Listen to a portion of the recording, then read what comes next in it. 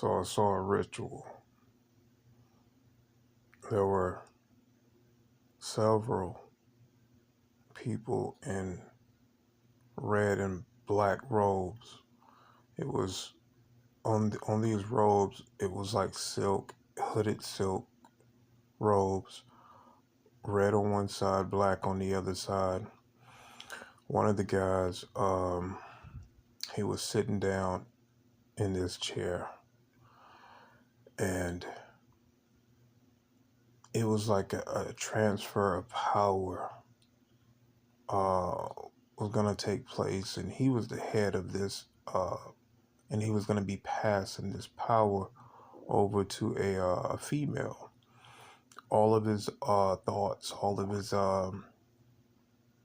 everything he knew uh, within this occult was going to be transferred through this his own sacrifice, and he wore this type of crown, and on the back of the crown it went down, and there was like a contraption that was going to be pushed into the back of his neck, um, piercing his the back of his neck where the spinal cord uh,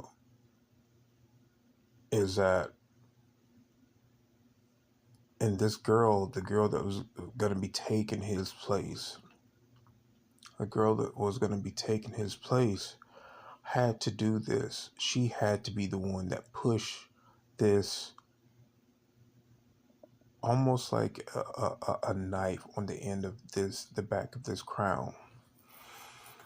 And she had to do it. She had to push that into his neck, and then walk to the front of him and place her head on the top of that. They had to go.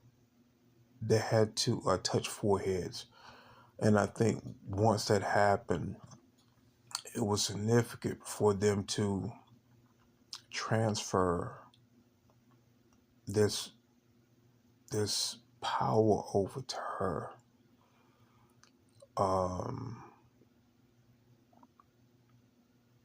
And with that happening, not only the thoughts but everything else, the darkness too, was going to be transferred into her. So she was going to be the leader of this occult, and she did turn dark. Where so I was in the mind of this guy that not only worked with her, but she cared about him, but she also had was in love with a woman as well. She was in love with a woman, but she cared deeply for that guy, which I was in the mind of witnessing all of this. And he was only pretending to be a part of it just because of her, just because he worked with her. He wanted nothing to do with any of that dark stuff. She was, and there was some goodness about her too, but she was just so business strong, head driven. And once this happened, those hooded guys went on. So days go by, and he can see that this darkness was taking over her. And she was, it was too much for her. I think she was beginning to understand that she had made a mistake. And I could see this sadness in her face, along with this darkness. It was enveloping her. She was worried. I could see sadness, deep, very deep sadness in her face. I can see her face starting to change. Her face looked real greasy. Um, like she wasn't. She was just pretty much falling apart.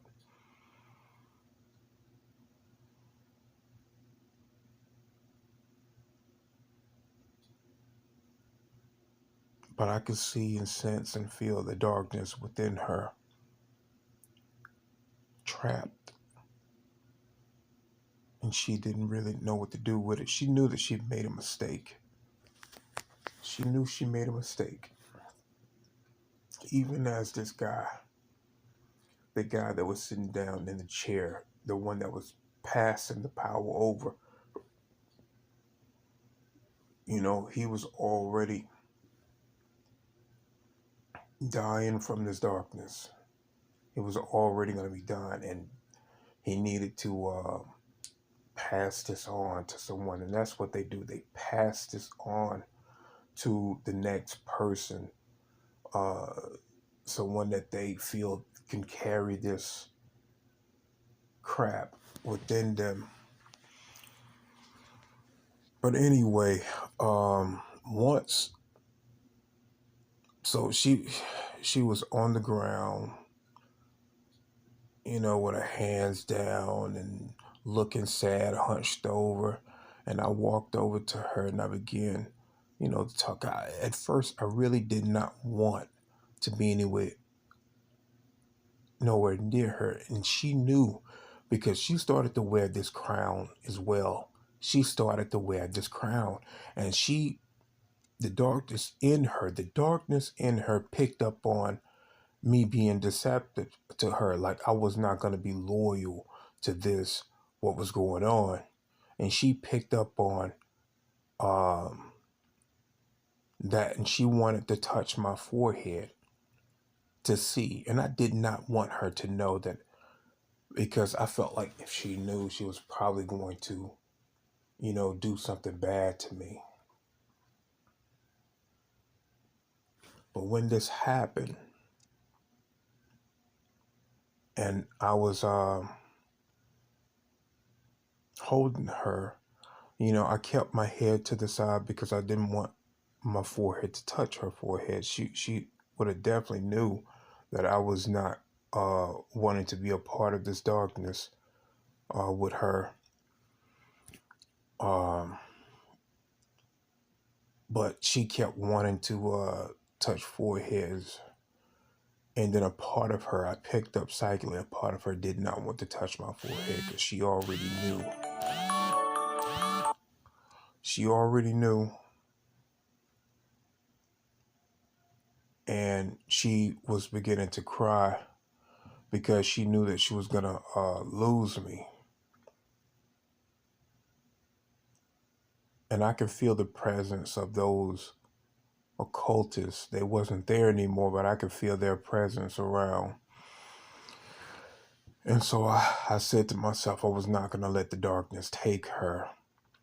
So I took my 2 fingers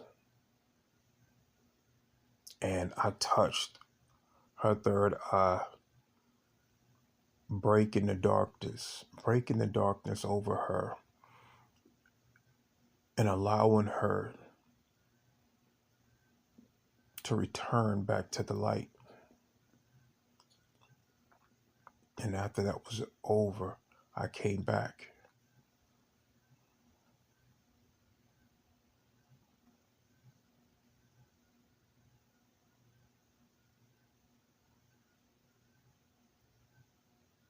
This right here was so profound. In this video, this just happened.